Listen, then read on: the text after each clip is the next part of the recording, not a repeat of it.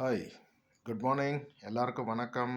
Wishing you merry Christmas and advanced happy new year. May God bless with success and prosperity to all of you and your family. ரொம்ப நாள் ஆச்சு reels போட்டு. சரி, இன்றைக்கி எதை போடலான்னு பார்த்தேன். இன்றைக்கி என்னென்னா, mister Vijay TVK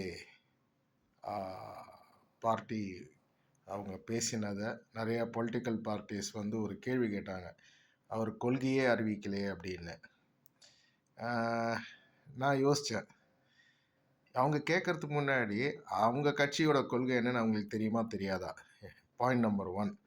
point number 2 பார்த்தீங்கன்னா, நம்ம மக்கள் நம்மளுக்கு ஒரு கொள்கை இருக்குது. என்ன கொள்கை? முன்னாடியே சொல்லியிருக்கேன், தன் கையே தனக்கு உதவி. நம்ம வேலை செய்கிறோம், நம்ம குடும்பத்தை காப்பாற்றுறோம், நாட்டையும் காப்பாற்றுறோம். இது நம்மளோட கொள்கை. இது எல்லா இந்தியன்ஸுக்கும் இதுதான் கொள்கையே, அதில் மாற்றமே கிடையாது. ஆனால் அரசியல்வாதிங்க மாத்திரம் என்ன, கொள்கை இருக்கும் ஆனால் ஃபாலோ பண்ண மாட்டாங்க. ஆனால் என்ன கொள்கை அவரது அப்படின்னு கேட்குறாங்க. தனக்கு முதல்ல அவங்க கொள்கையை ஃபாலோ பண்ணுறாங்களா மற்ற கட்சிக்காரங்க? ஆமாவா இல்லையா? எனக்கு அது தெரியல. அது கரெக்டாக ஃபாலோ பண்ணான்னா அவங்க கேட்குறதுக்கு நியாயம். அவங்களே ஃபாலோ பண்ணுறது கிடையாது, ஆனால் மற்றவங்க கேட்டுடணும், ஏன்னா அப்போ தான் அவங்க பேர் வரும் அப்படின்னு. அதுதான் திருப்பி திருப்பி நம்ம சொல்கிறோமே, நம்மளை முட்டா பசங்கள்னு நினச்சிட்டு இருக்காங்க. நம்ம யோசித்து ஓட்டு போட ஆரம்பித்தோன்னா கட்டாயம் மாற்றம் வரும்.